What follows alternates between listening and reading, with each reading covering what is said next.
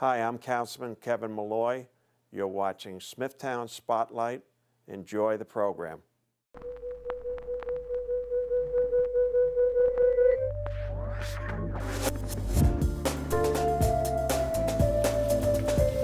Welcome to Smithtown Spotlight.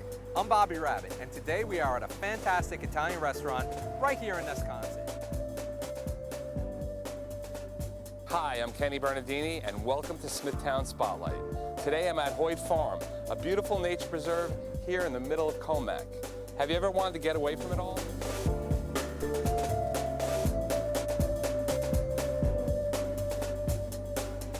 Today's Spotlight focuses on the maple sugaring program at Hoyt Farm Nature Preserve.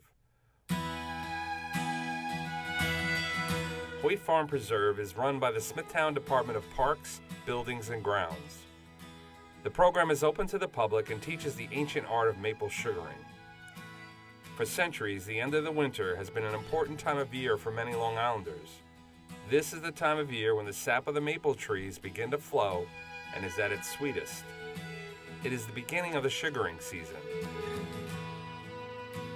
On today's show, we'll talk with the staff at Hoyt Farm and gain some insight into this program.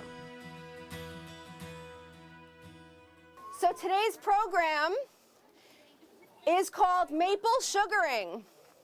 So today we are going to talk about the process of taking sap from a tree, turning it into syrup, and eventually turning it into sugar. The program is a demonstration that encompasses everything from the Native American early life, how they discovered maple sugaring, all the way up to modern day.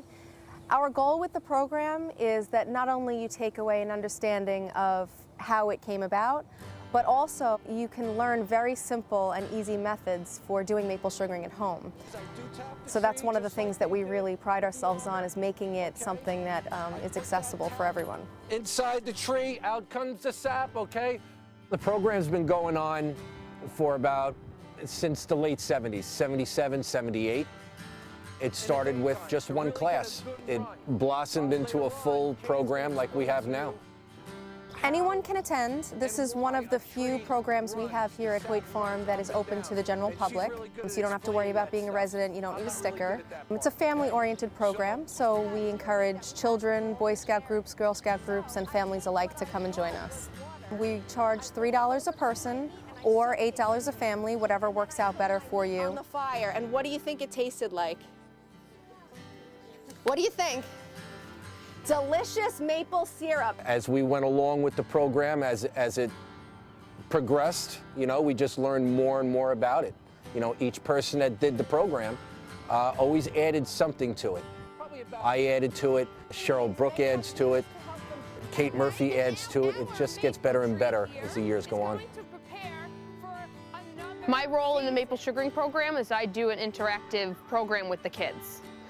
I pick volunteers from the audience, and my part is known as the fun part. Are you guys ready to do something fun? Yeah! All right, I'm gonna need 2 volunteers. It's going to be a maple. We break the program into parts so that it's based for children and adults of all ages. There's some questions that are really hard that even the adults don't know, and the kids know the answers because they learned it in school. It's very important for the kids to take a piece of history home with them, and they do that here when they come for the program.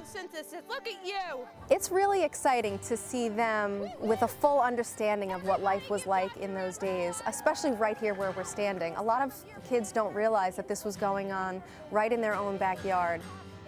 We try to add a lot of demonstrating, hands-on activities so that the kids can really see what would happen, not just have an adult tell them. It's really rewarding to see them almost go back in time and be a part of that. Come a long way. They've got metal spiles like this, okay, but we still... As long as you have a maple tree or a black walnut like what we use here, it's just the basic fundamentals of tapping a tree, getting the sap, boiling it down, making maple syrup, showing people how to do it. There is an art to it.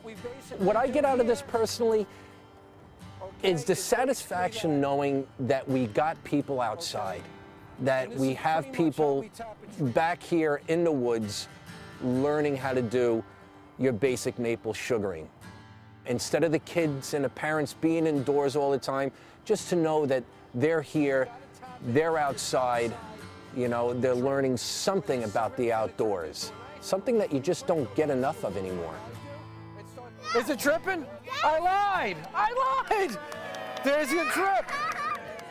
There you go. I think it's very important to educate kids on history, and here at the farm with our maple sugaring program, it gives children an idea of what it was like to live as a Native American and as an early settler. And even to this day, the process has not changed. It's still the same, but it's been done differently, passed down for years. So I think it's very important so that they can kind of relate to how other people used to live. When you see it like physically in front of you, it makes a lot more sense. And through this program and the way that we break it down as like a time traveling production for everybody, the kids follow along, sometimes better than the adults. Tapping the tree. We're still tapping the tree. Just to see the faces of these kids with smiles on their faces when we're tapping a tree, when they see the sap actually coming out of the tap, showing them what we get from the sap when we boil it down. I mean, you know, the kids' faces, they just light up here. And it's a great thing to see. It really is. Once a year, it's about this time of year. I know, but like during that time, can you like tap? This year's run was pretty good. So we have several ball jars full of maple and black walnut. We always get more maple than we do black walnut. The black walnuts don't run nearly as well as the maples do. And at the end of the year, we either will have a little pancake breakfast, or sometimes we like to bottle it up and give it to our friends of Hoyt Farm. We always warn the kids that if you're expecting Aunt Jemima, then you may not like the syrup. It's a different taste completely than what a lot of kids and families are used to. It's all natural, not like Aunt Jemima that is corn syrup and no maple at all. It definitely has a different taste, a little bit smoky. Walnut syrup is also something we make here and allow families to taste, and that's usually a big surprise because we don't know of any other place in the world that you can taste that. It's really exciting to get them to taste something completely natural that we made from our trees here, and then also walnut syrup, which generally they don't expect. It's important for everyone to remember how important nature is. And if you step out of this place, you're surrounded by cars and buildings and loud sounds and construction. And when you come here, it's heaven. It's heaven, and you get a little piece of how simple life can be. So it's important. Nature's important, the earth is important, and it's important to educate everybody about it. Hoyt Farm and this program show a little piece of natural history that we all should know about because it's something that has happened and been happening in our own backyards for years. Hoyt Farm gets people involved with the outdoors. And it's something that's just not, it's just not done that much anymore. Everything's in front of the computer now. What we do is we give the people good, authentic outdoor education. And I think for the most part, we do a pretty good job on doing that, and people usually leave satisfied. The maple sugaring program is a great way to introduce new generations to an ancient process and put them in touch with Comac's Native American and colonial history. For more information on the Hoyt Farm Nature Preserve and other services in the town of Smithtown, please visit us at smithtownny.gov. For Smithtown Spotlight, this is Kenny Bernardini.